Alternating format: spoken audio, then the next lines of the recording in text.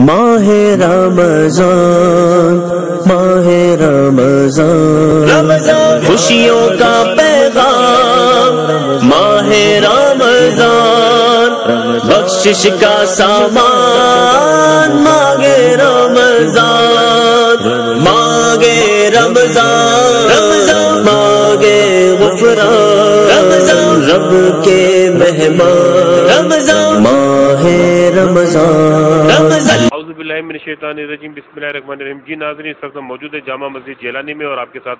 حاضر خدمت ہے عارف ثانی رمضان کریم کے ساتھ۔ الحمدللہ آج 10واں رمضان المبارک ہے۔ یہ آخری آج دن ہے جو رحمتوں کا، اور انشاءاللہ کل سے جو ہے مغفرتوں کا عشرہ شروع ہو جائے گا، اور ہمارے پاس ابھی بھی بہت موقع ہے کہ اس عشرے سے فائدہ اٹھا سکیں۔ جیسے کہ ناظرین آپ کو معلوم ہے کہ ہمارے ساتھ موجود ہوتے ہیں علامہ عامر صاحب، جو سوالوں کے جوابات دیتے ہیں، اور آج ہمارے ساتھ لائن پر موجود ہیں میمن رائٹس کے صدر بھی ہیں، کیم نیوز کے سی او بھی ہیں، اور ہماری خوش قسمتی ہے کہ انہوں نے آج سوال پوچھا ہے۔ جی الطاف پاریک صاحب، کیا سوال کرنا چاہیں گے ہمارے علامہ صاحب سے؟ السلام علیکم، الطاف پاریک میرا نام ہے، اور ماشاءاللہ عارف سونی کی جانب سے، اس پاور پلس کی جانب سے جو سوال و جواب کا سلسلہ ہے ماشاءاللہ بہت ہی اچھا ہے۔ مفتی مبارک صاحب کی رہنمائی میں ماشاءاللہ سوالوں کے جواب دلچسپ انداز میں دیے جا رہے ہیں اور تفصیلی انداز میں۔ میں ایک یہ سوال پوچھنا چاہ رہا ہوں کہ جیسے یہ جو ہم روزے کی حالت میں ہوتے ہیں، اچانک ہمیں قے آ جاتی ہے، قے آتی ہے تو یا تو اس کو ہم اگر غلطی سے اتار لیتے ہیں، کوئی کھانا ہوتا ہے یا کوئی بلغم ٹائپ کی چیز ہوتی ہے، یا تو ہم اس کو اتار دیتے ہیں، تو کیا اس سے روزہ ٹوٹ جاتا ہے یا مکروہ ہوتا ہے، کیا ہوتا ہے؟ برائے کرم مجھے ایک تفصیلی بتائیں۔ بعض اوقات ہم نماز بھی پڑھ رہے ہوتے ہیں، نماز کی حالت میں بھی ہم نہ اس کو پھینک سکتے ہیں نہ اس کو ہم جمع رکھ سکتے ہیں اپنے منہ کے اندر، یا تو ہم بعض اوقات اتار دیتے ہیں۔ تو تھوڑا سا اس سے میری رہنمائی کرے کہ اس سے روزہ ٹوٹ جاتا ہے یا کیا ہوتا ہے، تو بڑی مہربانی ہوگی تھوڑا سا تفصیلی بتائیں تاکہ ہماری رہنمائی ہوگی۔ السلام علیکم ورحمۃ اللہ وبرکاتہ۔ جی آپ نے دیکھا الطاف پاریک نے سوال کیا ہے کہ اگر آ جاتی ہے اس کے بارے میں مطلب کیا کہیں گے آپ، نماز کے دوران بھی اور اس کے دوران؟ بسم اللہ الرحمن الرحیم۔ روزے کی حالت میں یا روزے کی حالت میں بندہ نماز پڑھ رہا ہو، دونوں صورتوں میں اگر کسی کو قے آ جائے، خود بخود آ جائے، تو وہ چاہے کتنی زیادہ کیوں نہ ہو، اگرچہ کمرہ بھری کیوں نہ ہو، تو اس سے روزہ نہیں ٹوٹتا۔ ہاں اگر وہ قے خود کرتا ہے، جان بوجھ کے قے کرتا ہے، حلق میں ہاتھ وغیرہ ڈال کے، یا خود جان بوجھ کے قے کوئی بھی صورت سے اگر وہ کر رہا ہے، تو اگر وہ منہ بھر کے ہے اور اسے روزہ ہونا یاد ہے تو جان بوجھ کر کرنے سے پھر روزہ ٹوٹ جائے گا۔ اور اگر خود سے قے آتی ہے اور اس میں اس کی اپنی کوئی ایفرٹ نہیں ہے، بلکہ من جانب اللہ اگر اس کو قے آ رہی ہے، تو پھر اس کے روزے پر کوئی حرج نہیں آئے گی اور نہ اس کا روزہ ٹوٹے گا۔ واپس نکل رہا ہے وہ کیک کو، مطلب ایسا بھی ہوتا ہے کہ بعض اوقات کہ چلو اس کو نکل لے نماز کے دوران، تو کہیں ایسا نہیں ہوتا؟ دونوں صورتوں میں اگر کوشش وہ نگلے تو نہیں، لیکن اگر جان بوجھ کے نہ نگلے اور اگر وہ اندر بھی چلی جاتی ہے تو پھر بھی اس کا روزہ نہیں ٹوٹے گا۔ جان بوجھ کے نہ کرے، کیونکہ مجبوری اب نماز کے دوران ظاہر بات ہے اس کو کہ کہیں کر نہیں سکتا نماز کے دوران، وہ ظاہر بات کی کہ واپس اندر جائے گی، لیکن وہ بھی اگر واپس بھی اندر لے جاتا ہے تو پھر بھی اس کا روزہ نہیں ٹوٹے گا۔ جی اسی طرح بلغم ہے، اگر نکلتا ہے اور منہ میں آ گیا اور دوبارہ اس نے اس کو نگل لیا تو بھی اس کا روزہ نہیں ٹوٹے گا۔ جی میرے خیال سے الطاف پاریک شاید آپ مطمئن ہو گئے ہوں گے ان کے سوال کا۔ اگر اس کے علاوہ بھی کوئی اگر ابہام ہے سوال کے اندر تو ہمارے علامہ صاحب ہیں، وہ آپ کو اور وضاحت سے اس کا جواب بھی دے دیں گے۔ جی علامہ صاحب، آج کا جو موضوع ہے ماشاءاللہ اس کے بارے میں آپ کچھ بتاؤ کہ آج کا کیا موضوع تھا؟ آج ہمارا موضوع قرآن مجید کی تلاوت کی برکتیں کیا ہیں، اس حوالے سے احادیث کی روشنی میں اس بات پر ڈسکشن ہوئی ہے، اور بالخصوص احادیث مبارکہ کے اندر جو مخصوص صورتوں کے پڑھنے کے فضائل ہیں اس پر گفتگو کی ہے، تاکہ پڑھنے والوں کو ذوق بھی ملے اور پتہ بھی چلے کہ فلاں صورت کی تلاوت کی کتنی برکات ہیں۔ عموماً ہمیں قرآن کی قرات کی برکتیں پتہ نہیں ہوتی اور ہم بہت بڑے ثواب سے محروم رہتے ہیں، تو اسی لیے اس موضوع کو سلیکٹ کیا گیا تھا اور اس پر گفتگو ہوئی۔ آپ سنیں گے تو وہ جو گھر پہ جو قرآن شریف رکھتے ہیں اور پڑھتے نہیں ہیں؟ جی بالکل، اس پہ ہمارے یہاں فی زمانہ اگر آپ دیکھیں تو گھروں کے اندر ہر گھر میں شاید قرآن موجود ہوتا ہے، لیکن اگر یہ دیکھیں کہ ہر گھر میں قرآن پڑھنے والا ہے تو شاید یہ مشکل سی بات ہوگی۔ تو قرآن صرف گھروں میں رکھا نہ جائے، بلکہ قرآن اگر رکھا ہے تو قرآن جس مقصد کے لیے رکھا ہے، یقیناً خریدتے وقت یہی مقاصد ہوتے ہیں کہ چلو اس کی تلاوت بھی کریں گے رمضان میں اس کو پڑھیں گے بھی، عام زندگی کے معمولات میں بھی پڑھیں گے۔ میرا مشورہ یہ ہے کہ قرآن کو گھر میں صرف رکھنے کی حد تک نہ رکھا جائے، بلکہ گھر میں قرآن کو جب بھی موقع ملے اس کو پڑھا جائے، تاکہ ہماری نسلوں کو، ہمارے اولاد کو پتہ چلے کہ قرآن کی کتنی عظمت ہیں، کہ قرآن عزت، ادب اور احترام کے ساتھ پڑھی جاتی ہے۔ اور میں بالخصوص ان لوگوں سے بھی کہوں گا کہ جو معمول کے ساتھ مساجد میں جا کر قرآن پڑھتے ہیں، ٹھیک ہے مسجد میں پڑھنا اس کی الگ برکات ہیں اور ثواب زیادہ ہے، لیکن گھر میں بھی کچھ نہ کچھ قرآن پڑھ لیا کریں، تاکہ ہمارے گھر میں بیوی بچوں کو، ہماری نسلوں کو، ہماری اولاد کو پتہ چلے کہ قرآن پڑھا جاتا ہے، قرآن صرف الماریوں میں رکھا نہیں جاتا۔ تو اس لیے میرا مشورہ ہے اسلامی بہنوں کو بھی اور اسلامی بھائیوں کو بھی کہ جو میری اس بات کو سن رہے ہیں وہ گھروں کے اندر ضرور قرآن کی تلاوت کریں اور اس کی برکات حاصل کریں۔ جی بہت بہت شکریہ ناظرین، یہ قرآن شریف کی تلاوت کے حوالے سے ہم آپ کو لے چلتے ہیں، مفتی صاحب نے جو آج بیان دیا ہے اس بیان کی طرف آپ کو ہم لے چلتے ہیں۔ عالم صاحب کی کسی نے گھر پہ دعوت دی، وہ عالم صاحب وہاں گھر پہ تشریف لے گئے، تو جس کمرے میں کھانا کیا گیا اس کمرے میں آج خانہ کی کچھ رقم رکھی تھی۔ جب وہ عالم صاحب تشریف لے گئے تو بعد میں گھر والوں نے دیکھا کہ وہ سامنے جو رقم پڑی تھی وہ وہاں موجود نہیں تھی۔ تو عالم خانہ کی جو بیوی تھی اس کے ذہن میں یہ خیال آیا کہ میں نے رقم فلاں جگہ رکھی تھی اس کمرے میں، اور تو کوئی نہیں گیا سوائے عالم صاحب کے جن کی ہم نے دعوت کی تھی۔ خیر اس کے دل کے اندر بدگمانی پیدا ہو گئی اور انہوں نے یہ ضرورت نہ کی کہ عالم صاحب سے پوچھ لیا جائے، لیکن اپنے دل میں انہیں کھٹکا سا ہوا کہ یہ کتنی بری بات ہے کہ جنہیں ہم نے اپنے گھر میں مغرور کیا تو انہوں نے ہمارے ساتھ اس طرح کا برتاؤ کیا۔ الغرض اس عورت کا جو شوہر تھا وہ سارا سال اس عالم صاحب سے تھوڑا دور رہنے لگا، تو اگلا سال جب آیا کی طرح لوگ اس عالم صاحب کی اپنے گھر میں دعوت کرنے لگے، ان کو گھر پہ کھانے کے لیے بلانے لگے، تو یہ شخص اس نے سوچا کہ میں ان کو کیوں گھر پہ بلاؤں کہ انہوں نے میرے ساتھ اس طرح کا معاملہ کیا ہے۔ لیکن خیر اور لوگوں کی دیکھا دیکھی انہیں بھی اپنے گھر پہ بلا لیا۔ اگلے سال پھر جب عالم صاحب گھر پہ آئے تو اس شخص نے پوچھ لیا کہ حضرت مجھے آپ سے کچھ تشویش ہے، اور وہ یہ ہے کہ میں پورا سال آپ سے دور رہا، آپ سے مسافہ تک نہ کیا، اس کی وجہ آپ نے نہیں پوچھی۔ والد صاحب نے کہا کہ میں بھی اپنی زندگی میں تھوڑا مصروف تھا، آپ سے پوچھ نہیں سکا، ایک دو دفعہ ارادہ کیا کہ میں پوچھوں گا لیکن میں پوچھ نہ سکا، تو اس کی کیا وجہ تھی کہ تم پورا سال مجھ سے نالا نظر آئے؟ تو اس شخص نے کہا کہ جس وقت میں نے پچھلے سال آپ کی دعوت کی تھی تو گھر میں ایک مخصوص جگہ پہ رقم رکھی ہوئی تھی جو بالکل سامنے تھی، اور آپ کے جانے کے بعد وہ رقم نظر نہ آئی، اور آپ کے علاوہ کمرے میں کوئی اور آیا بھی نہیں تھا، اس لیے ہمیں تھوڑی سی تشویش ہوئی اور آپ کے بارے میں بدگمانی میں مبتلا ہوئے۔ تو عالم صاحب نے جب یہ سنا ان کی آنکھوں میں آنسو آ گئے، رونے لگ گئے۔ وہ شخص حیران رہ گیا، کہنے لگا کہ آپ رو کیوں رہے؟ تو آپ نے فرمایا کہ قرآن لے کے آؤ۔ تو گھر میں جب ایک قرآن لے کے آیا گیا تو آپ نے قرآن کا ایک مخصوص جو پارہ تھا وہ نکالا، اور اس کے اندر جو رقم آپ نے رکھی تھی وہ رقم آپ نے دکھائی، اور آپ نے فرمایا کہ آپ کے گھر میں فلاں جگہ رقم رکھی تھی، تو اس کے نوٹ الٹ پلٹ ہو کر ادھر ادھر گر رہے تھے، تو میں نے مناسب سمجھا کہ قرآن کو آپ پڑھ ہی رہے ہوں گے، اس لیے کیوں نہ اس رقم کو اٹھا کے قرآن میں رکھ دیا جائے۔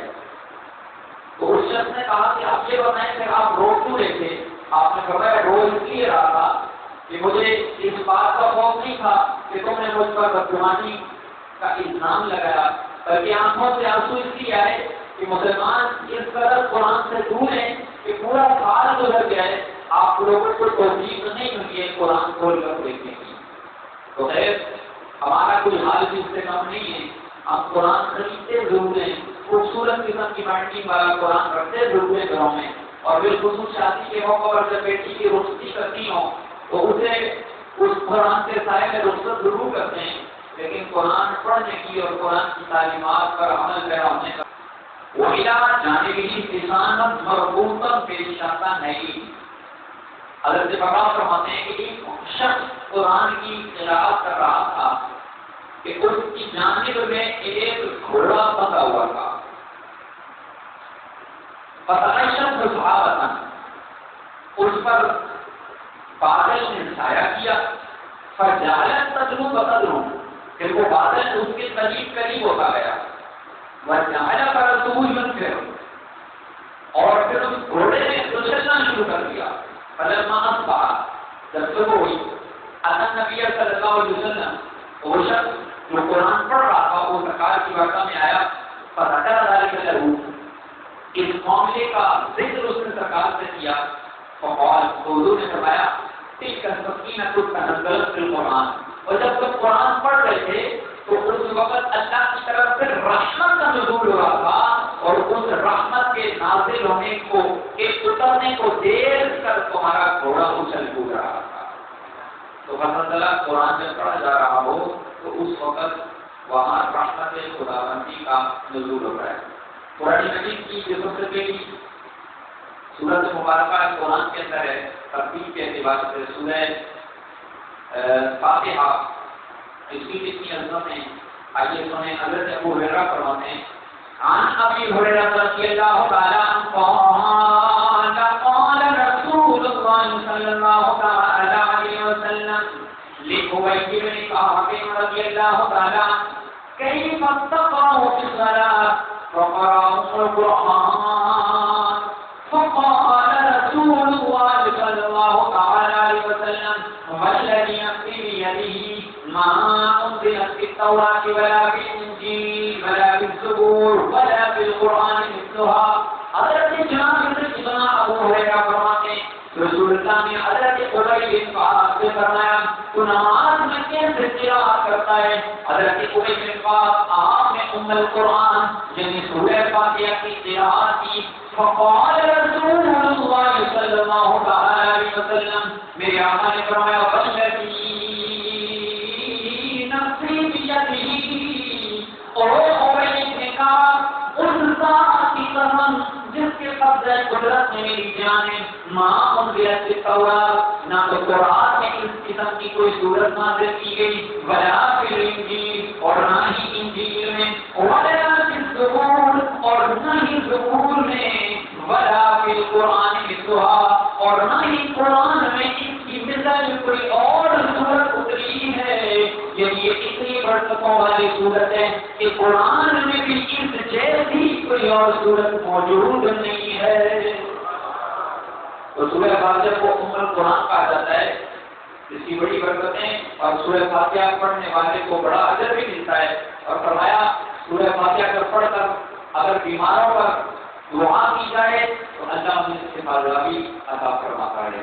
ہمیں بھی سورہ فاتحہ پڑھنے کے اللہ توفیق عطا فرمائے۔ ابھی اتفاق انس رضی اللہ تعالیٰ عنہ قال، حضرت انس رضی اللہ تعالیٰ عنہ فرماتے ہیں قال رسول اللہ صلی اللہ علیہ وسلم وقدر القرآن یاسین، اور قرآن کا دل سورہ یاسین ہے، ومن قرأ یاسین، جس نے یاسین کی قرأت کی كتب الله له بقراءتها قراءة القرآن 10 مرات، تو سورہ یاسین کے پڑھنے کی برکت سے اللہ تعالیٰ اسے 10 قرآن پڑھنے کا ثواب عطا فرماتا ہے۔ اور اگلی صفہ کا عطا ابن ابی رباح رضی اللہ تعالیٰ عنہ قال بلغني ان رسول اللہ صلی اللہ علیہ وسلم قال من قرأ یاسین فی صدر النہار اٹیت بحوائجہ۔ حضرت عطا بن ابی رباح فرماتے ہیں حضور نے فرمایا جس نے دن کے شروع میں سورہ یاسین پڑھی تو اس کی تمام حاجتیں پوری کر دی جاتی ہیں۔ اور ابھی اسی سنما قلیب یسار الخدری رضی اللہ تعالیٰ عنہما ان نبی صلی اللہ علیہ وسلم قال من قرأ یاسین ابتغاء وجہ اللہ وغفر له ما تقدم من ذنبه فاقرؤوها عند موتاکم۔ حضرت امام قلیب یسار الخدری فرماتے ہیں حضور نے فرمایا جس نے یاسین شریف کی قرات کی تلاوت کی اللہ کی رضا اور خوشنودی حاصل کرنے کے لیے، وغفر ما تقدم من ذنبه، اللہ اس کے سابقہ گناہوں کو معاف فرما دیتا ہے، فاقرؤوها عند موتاکم۔ فرمایا جب اس کی اتنی برکتیں کہ پڑھنے والے کے سابقہ گناہ معاف ہوتے ہیں تو لہٰذا تم اپنے مردوں کے پاس یاسین کی تلاوت کیا کرو۔ یہ حدیث پاک شعب الایمان البیہقی کے اندر موجود ہے۔ اب سوال پھر یہ پیدا ہوتا ہے، ایک قوم یہ کہتی ہے کہ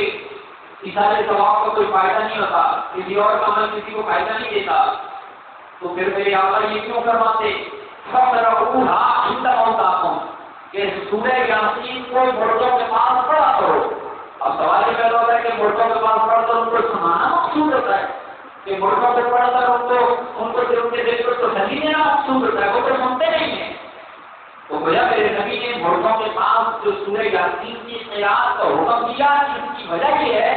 یا تو یہ ہے کہ جس وقت قرآن پڑھا جائے گا تو وہاں اطمینان اور سکونت حاصل ہوگی، یا اس لیے کہ اس پڑھنے سے مردے کو اس کی برکات ملے گی۔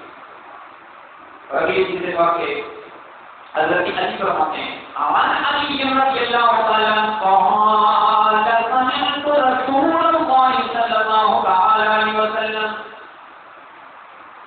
لكل شيء عروس وعروس القرآن الرحمن۔ حضرت علی فرماتے ہیں میں نے سرکار کو فرماتے ہوئے سنا ہے ہر چیز کی ایک زینت ہوا کرتی ہے اور قرآن پاک کی زینت سورہ رحمان ہے۔ سورہ رحمان کی بھی عظمت آ گئی۔ ربیع کی خان ابھی الدربار رضی اللہ تعالیٰ عنہ قال رسول اللہ صلی اللہ علیہ وسلم ايعجز احدكم ان يقرأ في ليلة ثلث القرآن۔ حضرت ابو دربار فرماتے ہیں کہ حضور نے فرمایا کیا تم میں سے کوئی بندہ ہے اتنا بھی عاجز ہے کہ وہ رات میں تہائی قرآن پڑھے؟ صحابہ نے عرض کی یا رسول اللہ ہم تو اس کی طاقت نہیں رکھتے، ہم کیسے روزانہ رات کو تہائی قرآن پڑھیں؟ حضور نے فرمایا قالوا، صحابہ نے کہا وکیف یقرأ ثلث القرآن، کیسے سورہ تہائی قرآن کو رات میں پڑھا جائے؟ اور حضور نے فرمایا قل هو الله احد یعدل ثلث القرآن، فرمایا ایک دفعہ قل هو الله احد پڑھ لو کہ تہائی قرآن پڑھنے کتنا ثواب عطا کرتا ہے۔ تو کاش ہمیں بھی ذہن بنے کہ روزانہ رات کو سورہ اخلاص بھی پڑھیں اور معمول کے مطابق ہم روزانہ اپنا معمول بنائیں کہ ہم اور بھی قرآن مجید کی تلاوت کرتے ہیں، بلکہ بہت سارے لوگوں کو دیکھا گیا ہے کہ وہ مسجد میں آتے ہیں اور وہاں سے بعض اوقات گپ شپ لگا رہے ہوتے ہیں جو ویسے بھی ہمارے اعمال کے لیے اچھا نہیں ہے۔ تو مسجد میں آئیں، قرآن کھول کے بیٹھ جائیں، قرآن کی تلاوت کریں، ذکر اذکار کریں، اور میرا مشورہ یہ ہے کہ جب آپ گھر میں بھی ہوں تو گھر میں بھی کچھ نہ کچھ اگر روز نہیں کر سکتے تو ہفتے میں 2-3 دفعہ گھر میں بھی قرآن ضرور پڑھا کریں، اس کی تلاوت کیا کریں، تاکہ ہمارے بچوں کو بھی پتہ چلے کہ یہ قرآن صرف دلہنوں کے سر پہ رکھنے کے لیے نہیں خریدا گیا، یہ قرآن صرف الماری میں بند کر کے رکھنے کے لیے اور زینت کے طور پر رکھنے کے لیے ہی نہیں خریدا گیا، بلکہ یہ پڑھنے کے لیے لیا گیا ہے، اور ہمارے بچوں کو ہماری نسلوں کو یہ پتہ چلے کہ قرآن پڑھا جاتا ہے، اور قرآن ہمارے والد صاحب بھی پڑھا کرتے تھے اور ہمیں بھی پڑھنا چاہیے۔ اس لیے گھر میں بھی کوشش کریں کہ کچھ نہ کچھ قرآن کی تلاوت کا ذہن بنایا جائے۔ اللہ تعالیٰ ہمیں ہماری توفیق عطا فرمائے۔